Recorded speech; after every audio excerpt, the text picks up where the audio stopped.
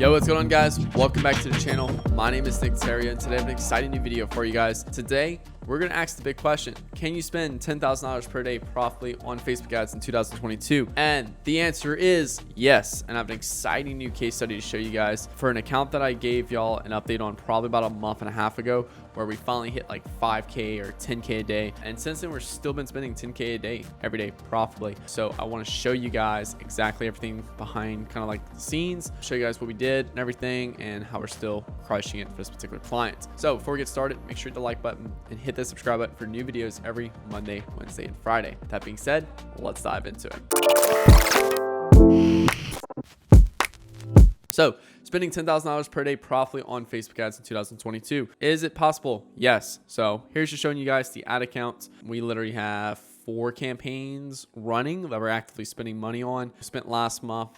Total we spent last month, I mean, it's gonna be just under $350,000 that we spent, and this client was very profitable. Their cost per lead objective is $34 or less, and that's gonna put them at like a little over a 5x ROAS, and they hit I think like a $30 cost per lead at the end of the month. Looking at their their overall like back-end reporting, not Facebook, because Facebook is reporting about 80% of the results. We're actually seeing underreporting, and Facebook's reporting about 80% less, or 10 to 15% less than what's overall. So for example, we might see 100 leads in the back end, and Facebook report like 85, 90 leads. So just going into it. So our main campaign that we're pushing our budget behind is Tofu Rural. This is a very complex business, and they cannot advertise in certain states. So our Tofu Rural is consists of a certain amount of states like that we can advertise. USA states that might be different if you're like in a different country. I think they call it regions or something like that, but basically a state.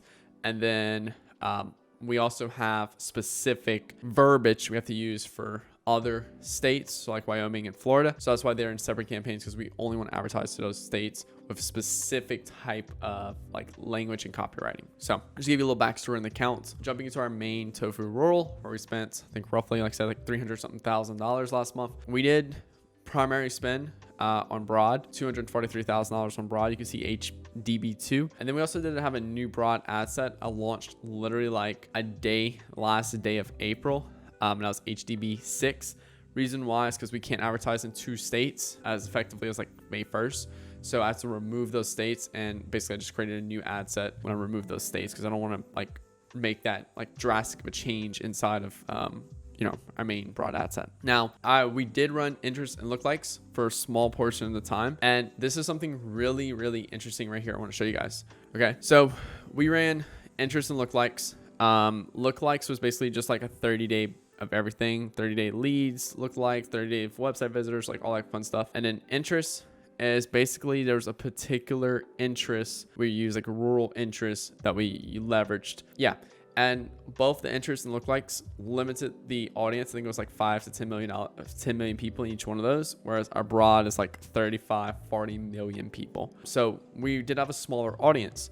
Now, what did I say before? Lookalikes and interests severely limit your capabilities of reaching people, because if only a small portion of your people are inside that lookalikes and interests, obviously at the beginning, low levels of spend, it's going to look a lot better. But at high levels of spend, its cost per lead is going to go up way higher than our broad. So you see our broad right here, we spent 10 times more with a $2 more cost per lead, whereas our lookalikes and interests, they only spend about 26, 21, and you see already they're like only $2 below. Now, what basically, if we would spend that same amount on those lookalikes or interests, we'd see a much, much higher cost per lead, because audiences are smaller. Audience pool is smaller. Spending a big budget, it's like basically me giving you a 16-ounce cup, and then you have a gallon of water you got to pour into it. Okay, and you cannot overflow one bit. Overflow is higher cost per results.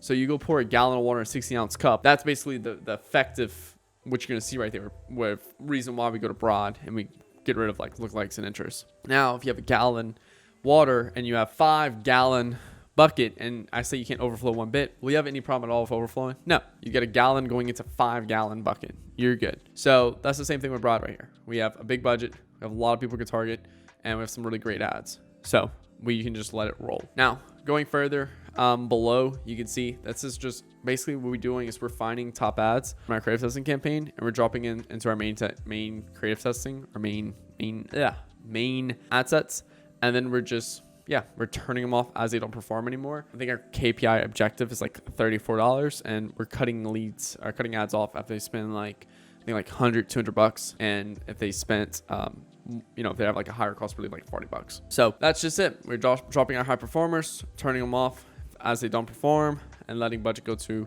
some of our newer stuff and best performing stuff. This is looking at everything from a creative testing level, just looking at our different batches of ads.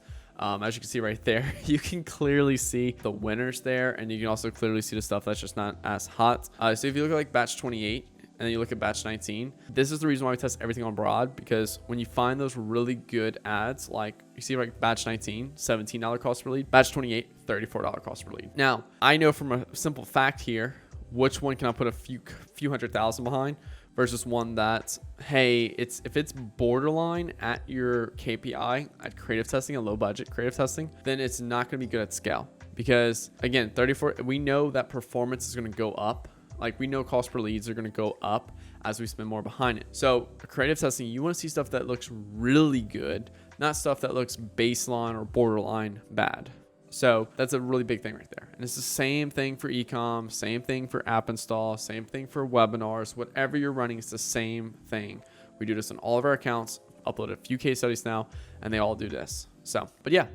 So other actions we took, we're doing a lot of audience research.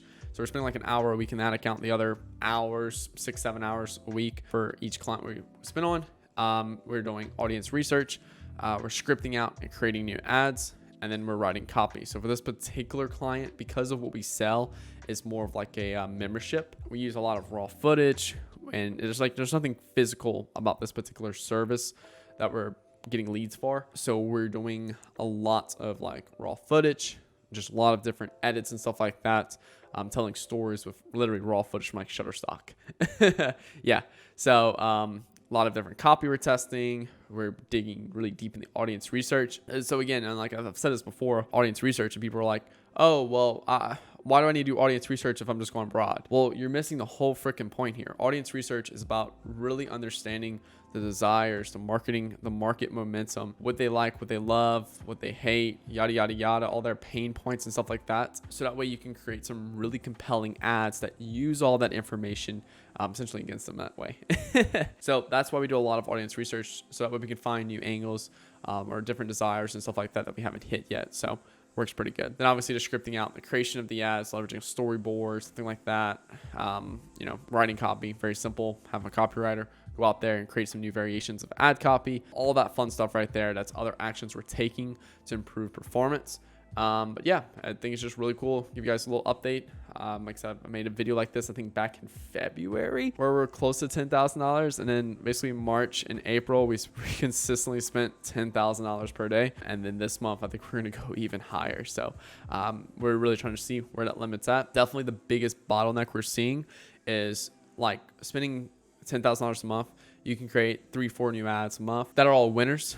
Whereas like we need to find 3 to 4 ads every week. So when you're spending more, things just happen a lot faster. You can find winning ads faster. You can test up faster, but also too, things are going to fatigue faster. So like it's a good and bad. When you don't have a lot to spend, you can take more time to find winning ads, and you can have a little bit less pressure on your team. But when you're spending a lot, you have a lot more pressure on your team. Create new ads every single week that convert. So like that's a big thing right there. Like probably my biggest lesson when like spending more. So yeah, guys, thank you all so much for watching this video. Make sure you hit that like button and hit that subscribe button for new videos every Monday, Wednesday, and Friday. And drop a comment below. What was your favorite part about this video? Like what was your favorite key takeaway from this video that you can actually go apply yourself? So yeah, guys, thank you all so much for watching.